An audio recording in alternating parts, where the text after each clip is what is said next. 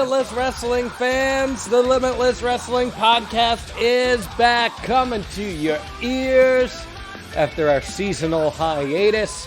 Jon Alba joined by the Czar, that's Czar with a C and a Z, of Limitless Wrestling, Randy Carver.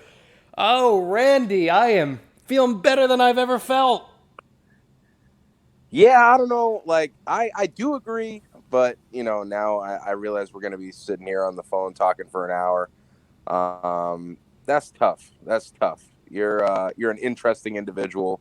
Some would say gross, some being me. But it's good to be back. It's good to be back on the podcast. Good to be back in people's ears, wherever you're listening. Thank you for tuning in. It's good to be back with live events as well, even though you're there now. What's that supposed to mean? Exactly. How you took it is exactly what it was supposed to mean. I found it funny. There was that sign at the last show that said, "Who the hell let Jon Alba back in?" And the answer is Randy Carver. So I don't know what to tell you. You can bitch and moan all you want about it, but you're the one who let it happen. That's one of my favorite signs I've seen lately. Oh, yeah? Is it? Yeah? Yeah. Well, it's almost like you brought this upon yourself because you see my value. And guess what, Randy? No spoilers here. But my value is about to frickin' skyrocket in the pro wrestling world, so we got to talk about my rate soon.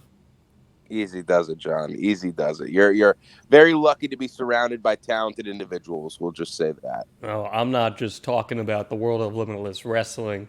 You're going to be hearing this audible chocolate in a lot of different places soon. But in terms of the world of Limitless Wrestling, yeah, we took a little break so we could put a focus on getting back to live events, but we are back in the back of a Cadillac, rocking and rolling with our live shows, and it has just been an absolute blast so far. Since we last spoke here on this podcast, we've had 2 live shows and our final close set taping, where there's just been so much that's been going down. How overwhelming has the experience been for you? We had 3 live shows, actually. True. Yes, 3. Actually, yes, the Herman show as well. Correct.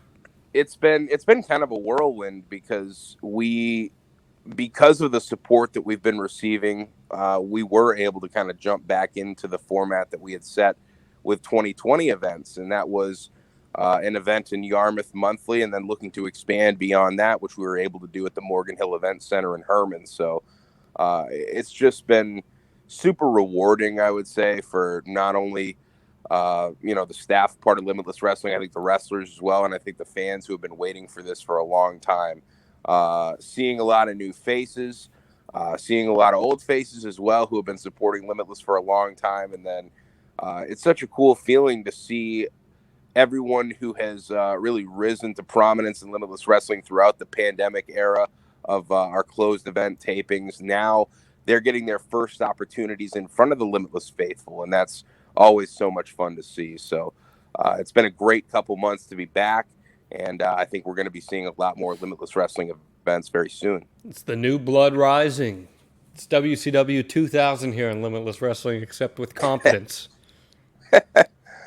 No Judy Bagwell. No Judy Bagwell, but plenty of talent to be found on these Limitless Wrestling shows. Really, we have seen some people just grab the brass ring, proverbially, and of course, we've seen the rise of some prestigious new talent here in Limitless that have made quite a difference. So what we're going to do on this show is we're going to kind of do a little bit of a run-through for those of you who may not have caught the big 3 shows, even if you count the taping as well, the last 4 shows these last few months, because we are on the road to not just the Vacationland Cup, but the Limitless Wrestling 6-year anniversary show, which is pretty insane to think about.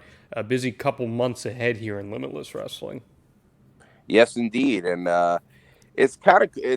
it feels like even more of a party, I would say, heading towards the anniversary show this year, where we didn't really get that celebration last year. Of course, we did do the countdown show, which you can find on youtube.com/Limitless Wrestling. Just surpassed 900,000 subscribers yesterday, which is awesome. But we weren't able to have that huge celebration in person. The anniversary event, it's always filled with so much fun. And I think this year's really going to blow all past anniversary shows out of the water. Well, so we've already got a match set for it, baby. Oh, yeah. Thanks to you. Can't wait to talk about that. Oh, that's called some long-term booking, pal. Cannot wait. Cannot wait. But before that, we have the Vacationland Cup, which the field is starting to iron itself out with, and we'll be hitting on that. But let's take you back to June here. With Patience is a Virtue, Limitless Wrestling's return in front of fans. Yarmouth, a very emotional night for a lot of people, I'm sure. Yourself included. How did it feel to have that moment of realization that something resembling normal was finally there? It was awesome. And we'd kind of worked out a format of what coming back was going to feel like with the student shows. And I can't give the students of the Limitless Dojo enough credit for they've become such a crucial part of the operation. Yeah, well, let me stop you right there. I saw 207 did a piece on the Belfast Bulldog. Are you kidding me? I don't know how that didn't make it in the rundown, honestly. You couldn't find any other dojo talent to be showcased except the Belfast Bulldog. Hey, Dave shows up. Call your boy and figure out where he's been if you want him on. He's making towns. He's flying up from Boca Raton every single weekend to work at your dojo. Yeah, okay. No, they came to us about the piece with Dave Dyer, which you can find online. It was a great piece from Rob Caldwell of 207. And also your boy John Wagner stopped by earlier in the week as well. Yes, he did. And awesome stuff all around. He was heckling me at the Undeniable show. Oh my gosh, was he? I was getting pumped up watching him. He was just spitting to you. His girlfriend was blowing me kisses. He was worried that I was stealing her. Yeah, right. No, she was not. I swear on my life. I swear on my life and my frickin' beloved Erica the Emmy that John Wagner's girlfriend was blowing kisses to me at that show. I'm going to have angry text messages about this podcast, I guarantee. That's fine. You can have angry text messages. You're riling up the town. You're riling up the territory. I even shouted him out on commentary, too, during that, because he was given... Good. Who was it? I'm trying to remember. Charles Mason. Yeah, Charles Mason. He was barking at Charles Mason. He was giving him the business. He was upset for what Charles Mason did to me back in April. No, he was upset about what he was doing to Becca. He busted her open. It's a shame what would happen to Becca after that. But anyway, yes. So yeah, this show, man, just a cavalcade of emotions, I would imagine here, and it was a surprise show too. None of the matches were announced ahead of time. How did that help the atmosphere of the evening? Oh, it was so cool. I think since watching Mystery Vortexes back in the day, and that's the PWG version of not announcing anything on the show and having the show and having just such a unique atmosphere where there's the suspense. There's no one really knows what's going on. It's a level of uncertainty throughout the entire event, and I think that's so much fun. What a way to come back. And it was also very interesting. Like you have to wonder, what are the reactions to some of the new debuting talent going to be? And it seemed super positive all around. I think that also shows that our local fans were tuning into programs like The Road and the IWTV specials and keeping up with what we were doing. So that's reassuring as well. But just awesome all around. And like you said, emotional. It was an emotional roller coaster throughout the entire night because we saw so many awesome things, from Ace Romero being the first person to break curtain, nearly brought to tears, everyone on their feet. His mom right there in the second row, as she always is. JT Dunn returning. JT Dunn returning right after that. What a mood shift that was. We hadn't seen JT since February of 2020. The MSP reunion. Okay, that ain't the headline from that match, buddy. Oh my God. Let's talk about it. Yes, it was. Let's talk about it. Yeah. I gave the main attraction, Mac Daniels, the prestige as a way to have his back when I couldn't be there, and he's got their back. And these boys passed with flying colors. First off, you want to talk about, let's use some business terms, Randy. You want to talk about some nuclear heat? How about my boys coming out to Anthony Greene's theme song the day after he got released? and seeing the look on the faces of the disappointed Limitless Wrestling animals. That was incredible. Animals. Yeah, that's a compliment. That I don't think that was the best way that they could have, made their presence felt that night. But it You're right. certainly It got wasn't the best people. way, because the best way they could do it was defeating the main state posse by hitting them with that avalanche doomsday, and that's exactly what they did. Congratulations, John. And then, yeah, sure, you got your little emotional moment. MSP was so embarrassed that they disbanded. Oh my God! It wasn't from embarrassment. They hadn't been a trio in over 2 years. Well, did they not lose and disband? I mean, we've still got MSP together. Alexander Lee is, as he was, going out on his own. Well, as far as I'm concerned, Randy, MSP hasn't been on a Limitless show since. And you know who else wasn't on that show, actually? Davey N. That's true. You love stirring the pot, don't you? Well, it's just... Look, this is our first time really going to address this, because the last time we spoke on here, I had been just, kind of trying to make it known that we wanted to help Davey N, and spent months, literally since February, looking out for her.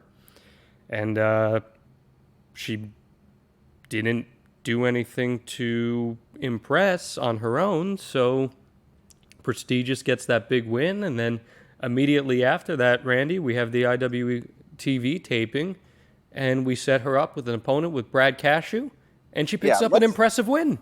Let's talk about that for a second. You set her up with an opponent, but you also set her up to get jumped as Brad Cashew came to the back of the arena. That was Brad Cashew's decision. That was not my decision. Mac Daniels and I motioned towards the curtain. We expected him to come through the curtain as most normal wrestlers would. Exactly. You wanted Davey N to think he was coming right out right there, and then he jumps her. And she still won. And she won. And did you not hear us on commentary how proud we were of her? Oh, yeah. Gushing. Absolutely gushing. We were. Yeah. We were. And it was fantastic. And you know what? It got Davey N on the next show, and we will talk about that in a few minutes. But anyway, what we've also seen since these shows have come back is the introduction of the new talent to the Limitless Faithful. So Prestigious, of course. The main event, Rob Martyr, Love Doug, Charles Mason, Cashew, and then you hit her before, but Becca, who is establishing herself as a bona fide star in New England pro wrestling. See, I have trouble whenever you gush over anyone now, because it's just bad intentions. Never good. But I don't. Are you going to disagree with me? I was going to say, are you going to disagree with me? I don't disagree, but it just troubles me a little bit when you get wound up over someone, because I worry for their health. But Becca, just incredible, the rise that she's had. And like the whole ride through Limitless Wrestling, it's just crazy how quick everything kind of came together for Becca. Like she literally a month before the shutdown is when I met Becca. She came up for a Let's Wrestle show. She did a closed dojo taping that we did. And then really every single thing throughout the closed taping era she was a part of, and worked her way from the bottom up to get on those IWTV specials. And there's just, it's, not to be cliche, but it's undeniable that she has to be a part of things moving forward. She's worked herself into an amazing position. I'll be real with you. I think the first time I saw her was the pandemic at the dojo tapings. Was she on Yeah, that? I bet correct? It was. And I will be complete that she was basic Becca. And Yep. I'll be completely honest with you, and I'm being so serious when I say this. I didn't see it in her. I didn't see it. I thought she was just someone who was young and just kind of just started training and was getting going. And then it was like a switch went off. And all of a sudden, between the road and the IWTV taping, she became a legitimate superstar. And that's a credit to the work that she's put in over at the New England Pro Wrestling Academy. Yeah, she never took her foot off the gas in a time frame where a lot of people could have and did. And it was understandable if people did, because I think we have just gone through one of the toughest times to stay motivated as an independent professional wrestler. And it's a credit to anyone, especially Becca, who stayed the course and continued on doing everything that they were doing and more. And it's going to pay off for her in the long run. And we'll talk about it later, but she's got some big things on the horizon as we get into Cup season. So just a big old introduction there, and then more from Daniel Garcia, just establishing himself as legitimately, very legitimately, one of the best pro wrestlers in the world. These past few months for Daniel Garcia, probably dating back to, I'd say really dating back to the Vacationland Cup last year. From then till now, he has just taken over the wrestling world, and this past month in particular, he has captured the imagination and the attention of every single mainstream pro wrestling fan out there. Absolutely.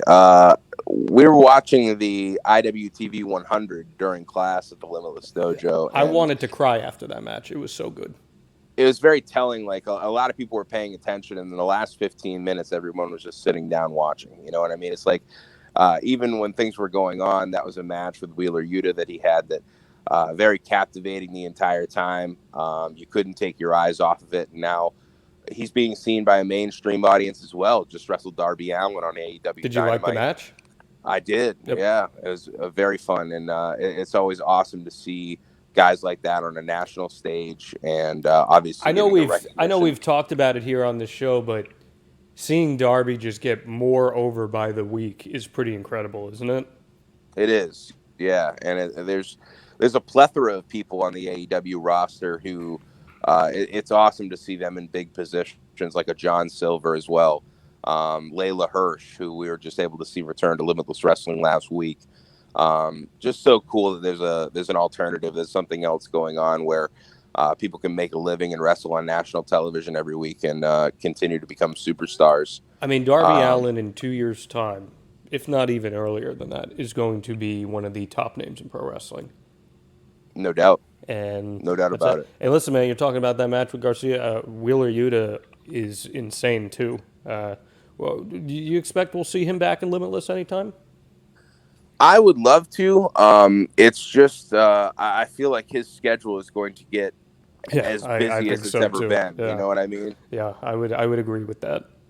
That's where the tough factor comes in. But I would love to see Yuta back inside a Limitless Wrestling ring. It's been years since this happened. And you said he was a total pleasure to work with, right? Absolutely. Yeah. A very nice guy. Yeah. Well, we'd love to see that. But he and Blackwood did away with MSP and on the taping show, and it's just been it's been quite a run that Garcia's on right now. As we shift our attention to Undeniable, let's talk about it.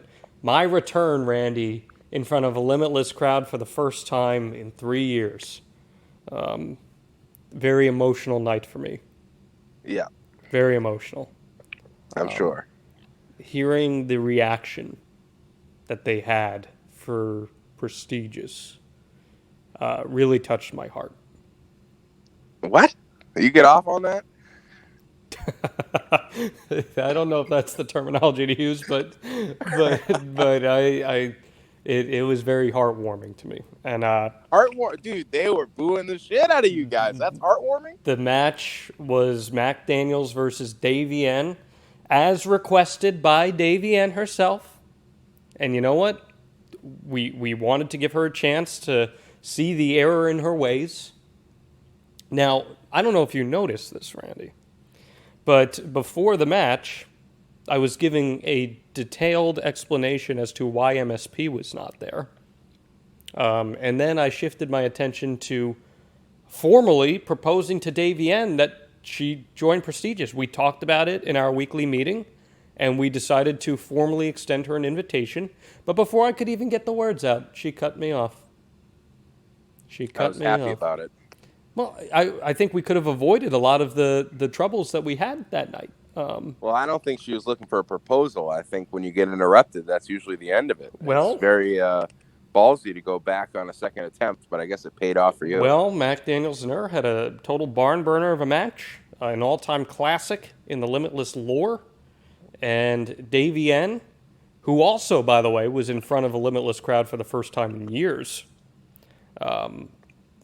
she had my boy in a compromised position. But I'm going to be real with you, man. I couldn't think of a better time than that exact moment to formally ask her. I treated her to the finest selection of rings, a green apple ring pop. I know that that's your favorite flavor. Yeah, spared no expense. And you want a story about that? I'll give you a shoot. I'll shoot here on this podcast for you. So now the shoot. Let's go. So I had that day was just the most insane travel day of my career. And I got off the air that night prior around midnight, and I went to a 7-Eleven because I figured they would have a ring pop. So I went, and the woman looks at me and she goes, I think you're the first person to buy a ring pop here in at least 5 years. And she's like, so check. She's like, check to make sure that thing has not expired. I said, okay. I said, honestly, if it has expired, it might even do a better purpose for what I'm trying to use it for. And so I formally proposed, got down on one knee like any gentleman should, and asked Davienne to join Prestigious. She threw it to the ground, and then Mac Daniels took advantage. And then, right place, right time for your boy. And then go ahead. Tell the fans what happened after that, Randy. Well, number one, I would like to give some credit to the Limitless Wrestling officiating crew on this evening for not falling for any of your hijinks, tossing BRG and Channing. Only one member of Prestigious could be out there. Could you see that? Did you see that they were doing rock, paper, scissors, shoot to see who should stay instead of me? That's something we need to stick to. No. But I did not interfere with the match. I did not physically get involved. I just was speaking. Yeah, on a very loud microphone directed at Davienne while proposing on the apron. She could have ignored it, and she didn't. Because she was intrigued. Good for you. And so what happened after the match, Randy? Because I got physically ill after it. Yes, you did. I thought you were about to yak in front of everybody. Davienne, one of my favorite moments of the show, honestly.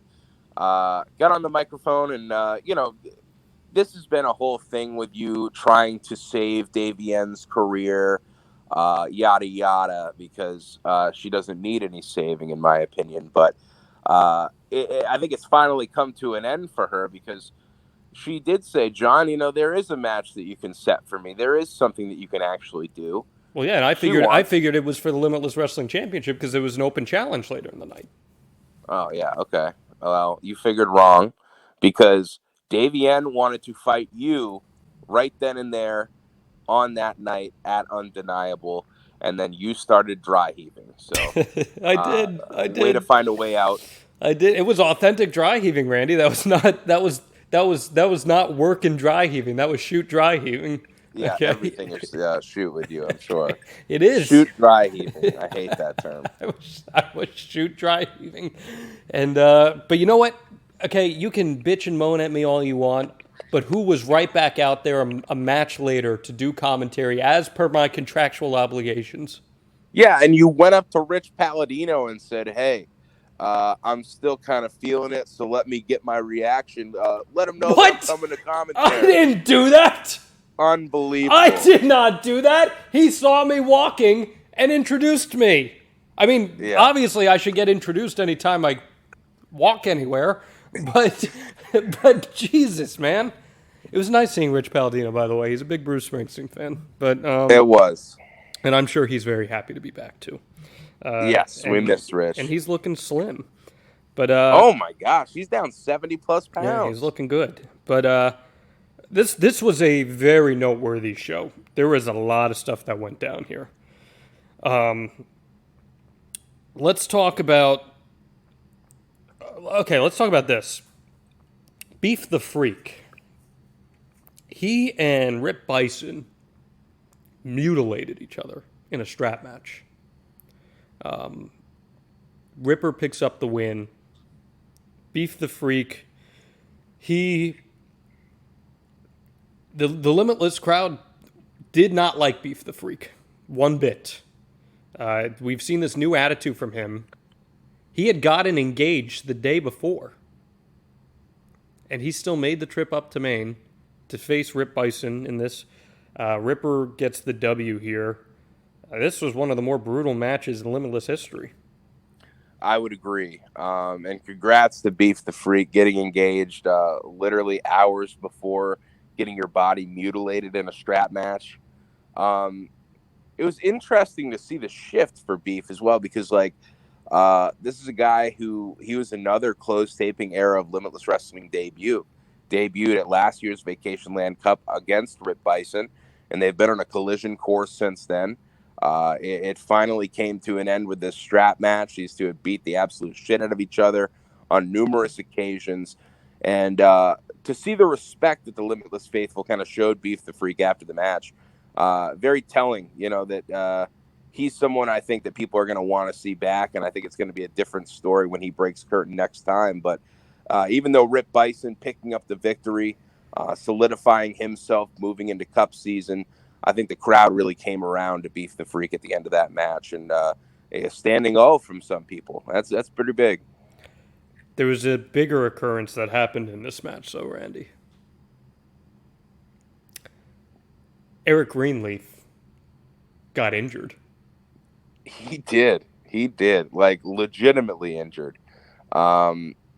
He and I say legitimately because referees, like, they're very prone to bumps and bruises. Yes, like I believe I referred to his little mishap in the IWTV taping as the greatest moment in Limitless Wrestling history. He got clotheslined and spiraled down like a helicopter. Like, if we redid our top 10 countdown, that's number one. Yes.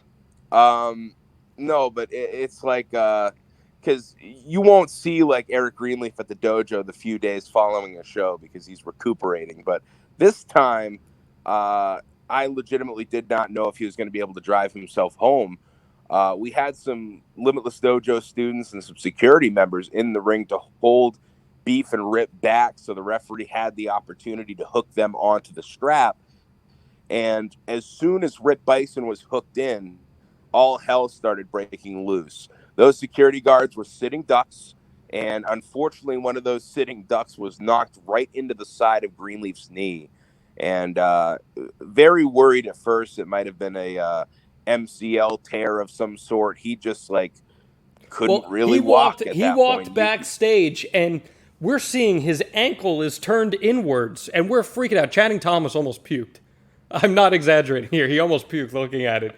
And then Greenleaf goes, "No, that's just how my ankle always is." Oh, man. So what's the diagnosis on Eric Greenleaf? So I do have some good news to report. Good news for who? Well, not for you, but he was unable to do anything for a week, had to be on crutches and in a brace as well. So he had to sit out the Herman debut. But as of 2 days ago as we're recording, so Wednesday of this week, he is out of the brace. He's able to walk normally, got back into a ring for the first time since. Didn't do much, but he's on his way to recovering for the Vacationland Cup. So I think we'll see him back in a Limitless ring very soon. As you said, good news for some. Other people, they might not be too happy about it. Does that make Greenleaf a babyface? Hey, I told him, I said, maybe this injury will bring everybody around on you. Nah. Maybe it will. Nah. Probably not. Probably not. We continue here. Eddie Edwards and Ace Romero. This was Eddie's Limitless debut. He had said that he told you multiple times that Limitless was one of the places that he really wanted to get to, and that Ace Romero was one of the people he really wanted to face. And this wasn't a wrestling match. These two, and I called this match, I can think of like 4 wrestling moves they did to each other. The rest of it was just chops and strikes. And that's all they did. It was 2 big guys just beating each other up. And Ace Romero really comes out of this with a huge win here. Yeah, an absolute slugfest, back and forth. I wish there was some kind of chop counter for this matchup because there were some hellacious chops laid out from Eddie and Ace, and pretty cool to see Ace Romero go blow for blow with Eddie Edwards. That's a big test for him. It was a big match for Ace, something that Eddie had wanted for a long time as well. So what better way to make your Limitless debut? And a long-awaited one. I was talking to Eddie just about how much it always meant when he would come to Maine and say, I don't know, 2011, 12, 13 for IWE or for a Champ Matthews production. It was a happening when Eddie Edwards would come to town. And now I think it's cool so many years later to bring him back to Maine. So many of the longtime Maine wrestling fans were delighted to see him. And what a match with Ace Romero. Yeah, and Ace afterwards declares for the Vacationland Cup. So he is back in it this month, ready to go there. J.D. Drake got his comeuppance on Kevin Blackwood here after Kevin Blackwood got in the way between he and the Limitless Wrestling World Championship. So that's the first kind of setback for Kevin Blackwood here since he got his stuff together with the Buffalo crew here. Yeah, it's the first loss for him since December of 2020, and ironically, it was to the same guy, J.D. Drake, who immediately after beating Kevin Blackwood would not take his eyes off Daniel Garcia, deadlocked with the Limitless Wrestling World Champion, and I think kind of saying, hey, I'm next. I'm coming for that championship, and now he's got Blackwood out of the way once again. Drake could be coming for Garcia very soon. Is that some teasery there potentially, Randy?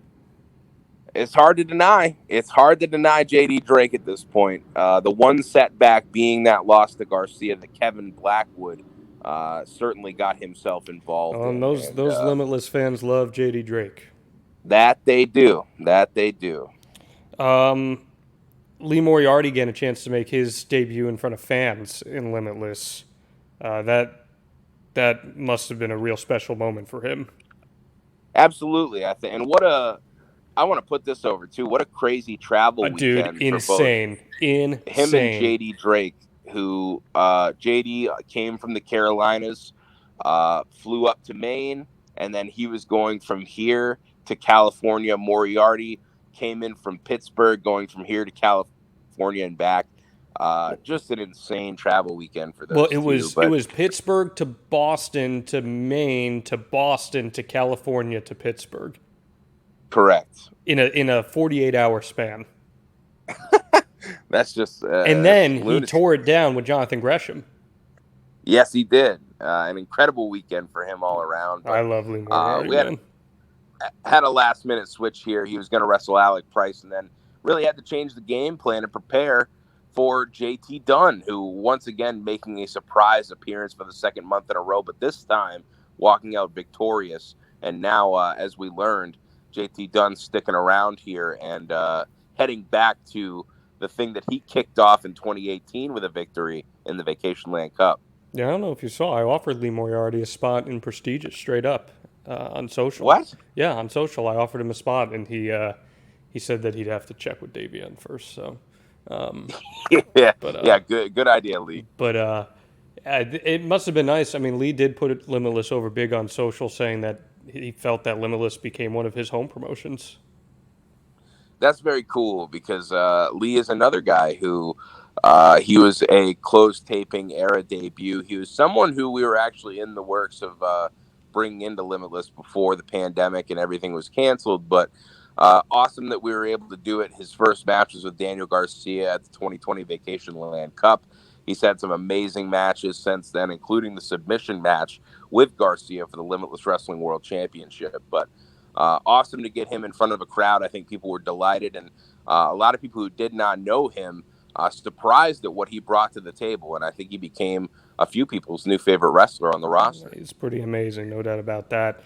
Your boy Love Doug asked me to sign his petition to get him into the VLC, and for ethical reasons, I just couldn't in good consciousness do that, Randy.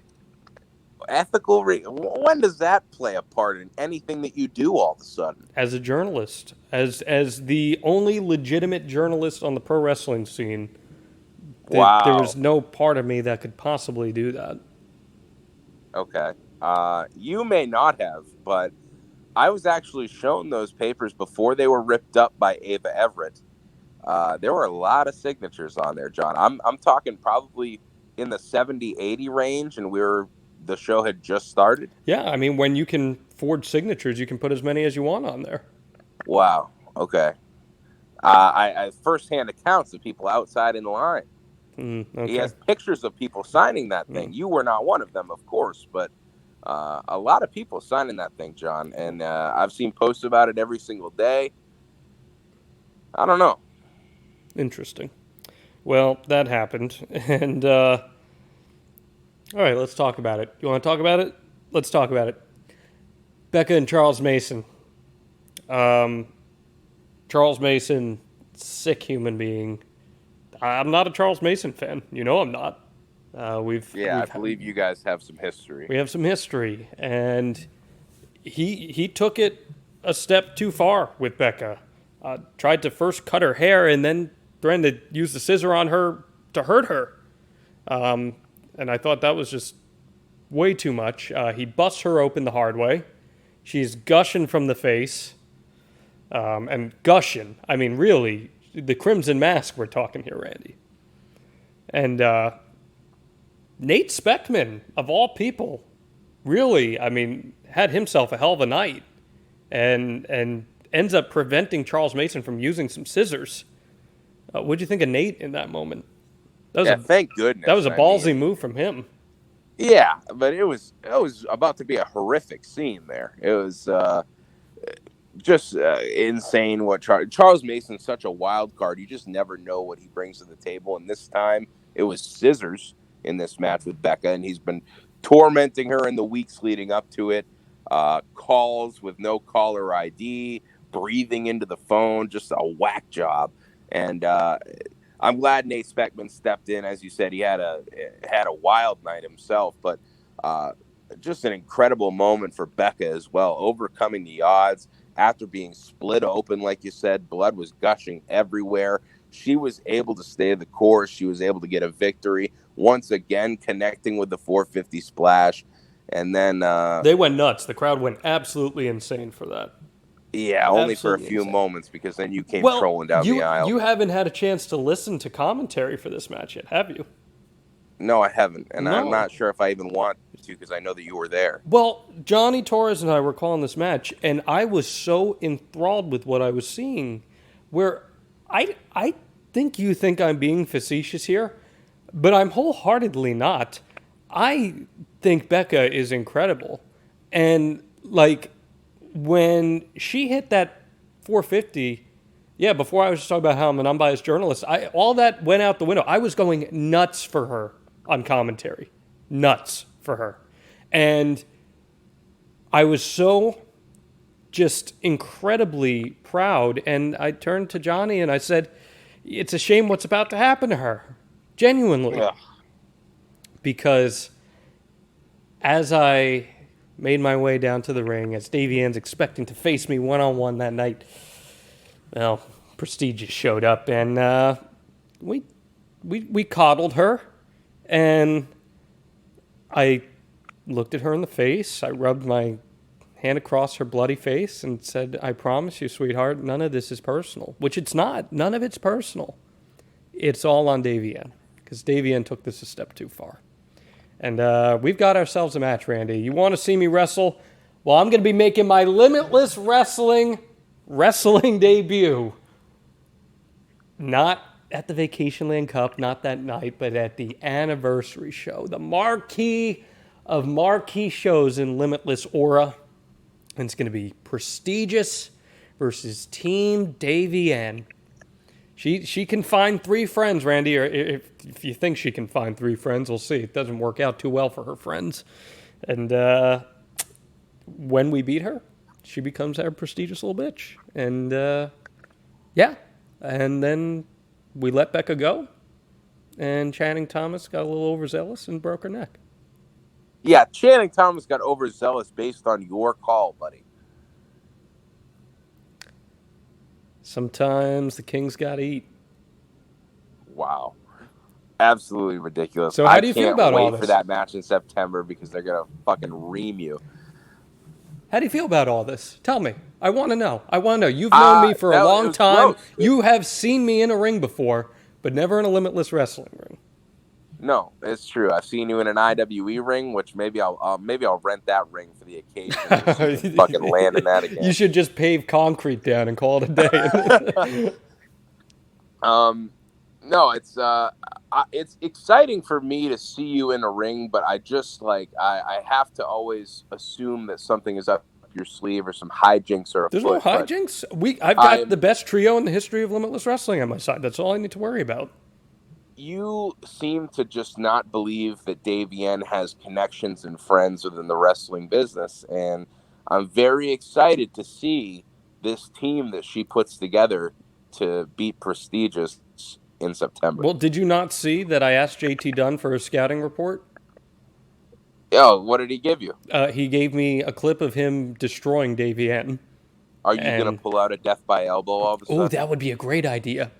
Yeah, it would. That's a good. I'm looking for finishers at Jon Alba. You can send me your suggestions because I have been training, and I'm getting. You've been training in the ring? Oh yeah, I've been getting ready to go, bro.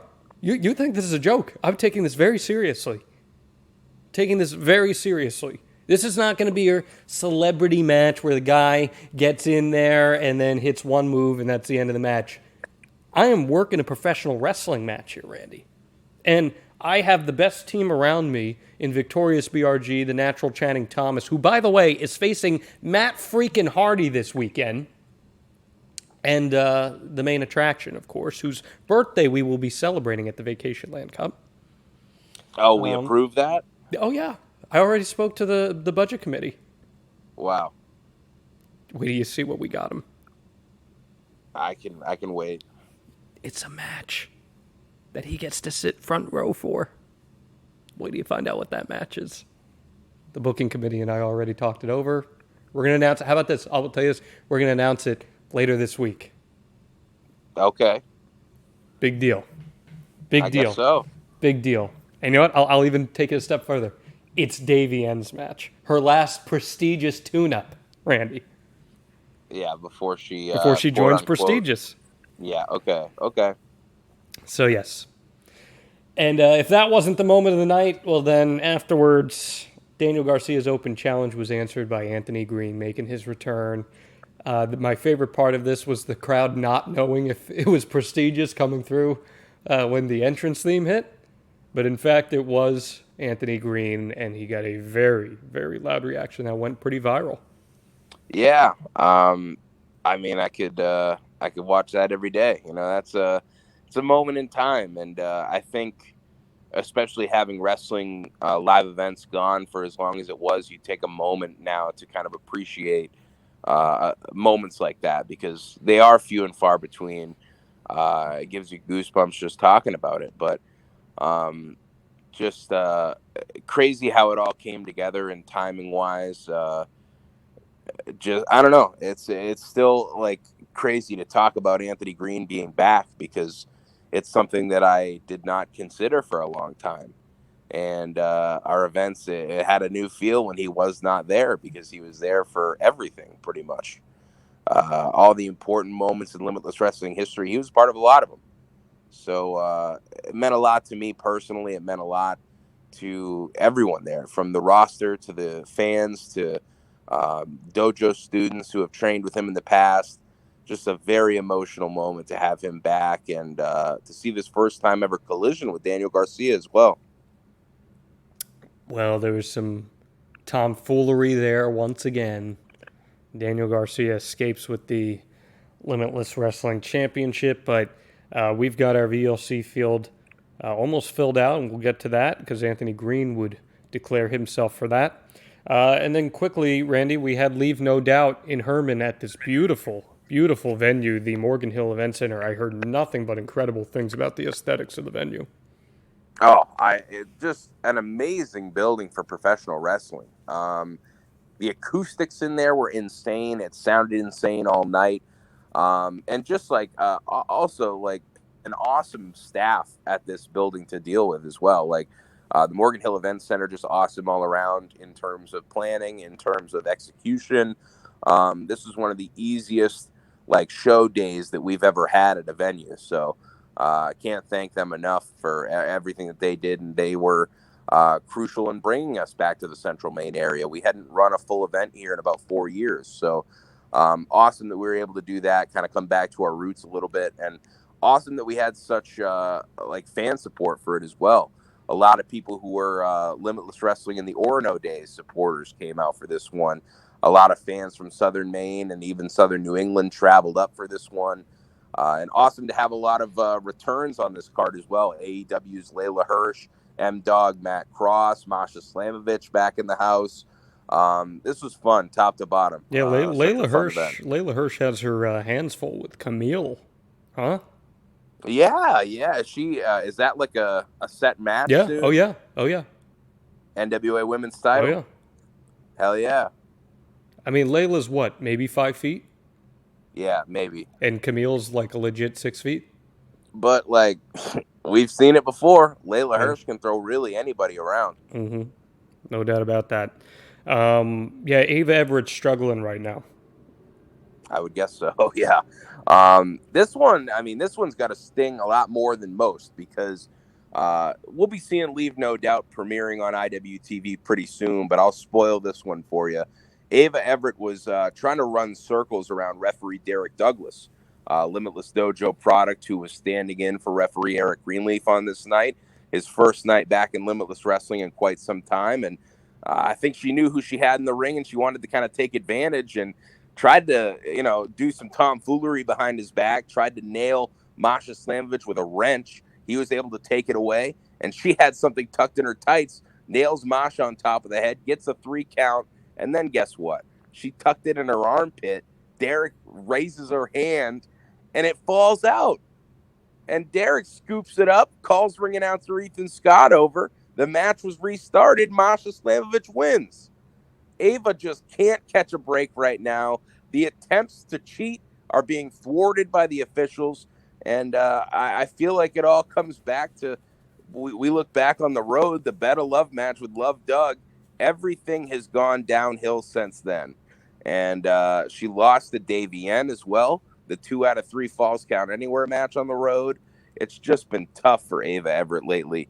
And even the return to live events, the loss to Becca, the loss to Danhausen, it's just nothing has gone right for your favorite icon. And this has got to be kind of the cherry on top of everything to just push her over the edge. Well, maybe she should become Prestigious, because Prestigious continues to be on a roll, Randy. And guess what? I wasn't here for this. You can sit there and say that all I do is help them cheat, but guess what? I didn't. A clean-ass win over the main event and Nolo Catano. Awesome match, too. I hate to put him over, but a lot of people came to me saying that was one of the most enjoyable trios matches they had ever seen. Go ahead. Put the boys over. I know you're going to be mad about saying this, but you've got to be impressed with how the main attraction, Channing Thomas and BRG, had no pre-existing experience together, and they have just meshed together as perfectly as you can possibly ask. You want me to put the boys over? Put them over. I thought the main event and Nolo Catano did amazing here. I'm sure they did. They were. They also lost. They lost, but I think reaction of the night was for the main event and Nolo Catano. I think whether it's trios or whether it's tag for the main event and singles for Nolo, I think you're going to be seeing the 3 of them a lot more in Limitless Wrestling because just unreal. Like I felt like every match on this card was trying to top one another. Alexander Lee and Slade as well. Awesome. So, there were so many different flavors of ice cream on this card. Slade and Alexander Lee beat the hell out of each other all around ringside. We had Anthony Greene and M-Dog colliding for the first time ever. That was excellent. I was stoked on this card. And then you let me book the main event. What's that? Then you let me book the main event. I did. So you're welcome if you enjoyed the last man standing match between Eric Johnson and Ace Romero, because that was my idea. And Eric Johnson, kind of the next step in his long main wrestling journey here, making his main card Limitless Wrestling debut, and his winning streak comes to a close here, and just an absolute all-out chaotic last man standing match. The Belfast Bulldog got some of his own in this too, I believe. Yeah, this was also Dave Dyer's first appearance on a Limitless main card, but Eric Johnson making his long-awaited debut in front of the Limitless faithful, went on the run of his career, in my opinion, over the past year and a half or so. 23-0, what a streak he had going. Ends up putting it on the line here, last man standing with Ace Romero. He wanted to get himself to the cup. He wanted to get himself a title opportunity against the champion. and it's not going to happen just yet because Romero picking up a much-needed victory heading into the Vacationland Cup. But hats off to Eric Johnson because what a streak, what a time frame too to be undefeated and a lot of great matches within that time frame. But Ace Romero walking out your victor at Leave No Doubt. I think maybe we'll be seeing more of Eric Johnson on these shows. I definitely can't say no at this point because not only is fan support there, and people, even before this match had been announced, they said, hey, that dude's on a streak like nobody else, and how can you deny that? The success has been there for Eric consistently. I'm interested in what's next because now the streak is over. His goal must remain the same. It must be getting to the Limitless Wrestling World Championship. So now my interest becomes, how's he going to do that? Anything you want to add about his former tag team partner, Brandino Davis, who's going through a bit of a hard time right now? I would love to. Brandino, unfortunately, going through, I believe it was stage 5 kidney failure right now. And that's something that has just recently been put out there. His mother actually shared a post, and there was a questionnaire that you can fill out if you would like to see if you could be a donor for something like this. But I think there's a GoFundMe going around as well. But Brandino, we're essentially looking for help for him right now. Brandino has been a longtime member of the Let's Wrestle roster. You saw him on the road as well last summer into the fall. And if there's anything that we can do to kind of help out, we've shared on our socials. It's been on Twitter as well. The link posted and the write-up from his mother. And if there's anything else continuously we can do, we'll share that information with you. But we're pulling for Brandino right now. To my knowledge as well, he still plans to be actively wrestling right now. He has doctor's clearance. It's not something that is in dire straits, but he's going to be able to live a normal life at least for the time being. So hopefully something can come to fruition there where we can find someone to help him out. All right, so now we got the Vacationland Cup, August 28th. 2 weeks away from this thing. We have, as of recording, 6 people announced for the VLC. Ace Romero, Anthony Greene, Alec Price, JT Dunn, Rip Bison, and Becca. Now, last year's VLC was for the championship. This year's, though, reverts back to the number 1 contenders format, correct? Yes, and we say number 1 contenders format because the original Vacationland Cup layout was before there was a Limitless Wrestling Championship. So it offered the opportunity to the winner to select their match, their opponent for the anniversary event. That's what we're reverting to, but anyone winning this tournament wants to go after the champion. They want their championship match in September. So the winner, I assume, will be going after the championship in September at the 6-year anniversary event. And as you said, quite a field already lined up, 6 announcements already, 2 spots remaining at the time of recording. Who do you think we might see in the running for that? The final 2 spots is that's a toss-up at this point because there's so many people who have put out tweets. We obviously have someone petitioning to be in. Ava Everett won't let up on it, but I don't know. There's so many people in the world of Limitless Wrestling right now who it'd be tough to deny, but obviously only 8 people can make it into this tournament. There's a lot of people deserving of those opportunities. There are, and you notice I haven't badgered you about Prestigious being in it because we already have our match set, and I'm very excited for the anniversary show, so I'm just going to get to enjoy the Vacationland Cup this year. Very excited for that. I was shocked that I wasn't getting a plethora of tweets from the 4 members of Prestigious, the only 4 who tweet about them. Well, because we have our own main event match set for that show, so it's fine. Well, there you go. Now Saves me some headaches. There was a mix-up with Ethan Page here, correct? There was an announcement that he was going to be returning at the Vacationland Cup. There was a scheduling mishap on our end of things, so that won't be happening on 8/28, but we are working with All Ego and figuring out scheduling for him to not debut, but return later this year. So it won't be happening on the 28th, but stay tuned for a date to be announced very soon. Under 50 tickets remain for that, so limitlesswrestling.com/tickets. That's where you get yours. And that's going to do it here for another edition of Limitless Wrestling Podcast. Now, I believe you are requesting a special Ask Limitless for next week.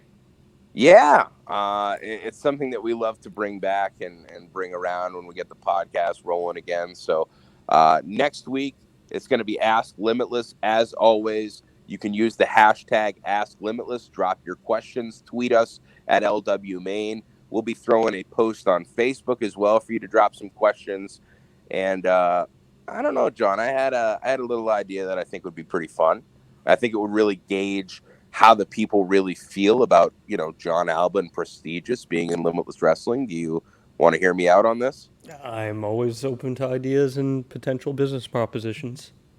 I would like to open things up, and as you've always wanted for months, let's get your boys on the podcast, the main attraction, BRG, Channing Thomas. Let's get them on the podcast.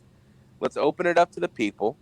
And let's get 5 questions for a little hashtag Ask Prestigious action next week as well. What do you say? I love it. I think that's a great way to get people to connect with Prestigious. They are obviously one of the most marketable trios in the history of professional wrestling, and I think that if you put them on a stage where people who are working out maybe can get some workout tips in action from the main attraction, or maybe people who want to know how to, talk to other people and avoid confrontation can listen to some advice from a victorious BRG, or if some people want some tips on how to be just the most tenacious and outstanding grapplers inside the squared circle, they could speak with the natural Channing Thomas. I like this. Yeah, because I mean, I as well assume that the questions will be, related to workouts or being tenacious grapplers, not causing confrontation. I think they'll be pretty easygoing questions from the fans who are looking forward, I'm sure, to asking you guys some things. Yeah, so, I'm down. Let's do it. Let's make that come to fruition. I'm excited for that. Great. And if we get a question about Cumbies, I'm quitting. It'll be my question. Okay. So. Got it. Someone shouted something about Cumbies during the Davey N match with Mac. Really? Yeah, someone did. I don't remember what they said, but that's excellent. I hope they make themselves known. They shouted something about Cumbies, and then I think behind my back I may have shown them a bird or something. I don't know what kind of bird, but something like that. But yeah, so that does it for us here on the Limitless Wrestling Podcast. We'll see you guys next time.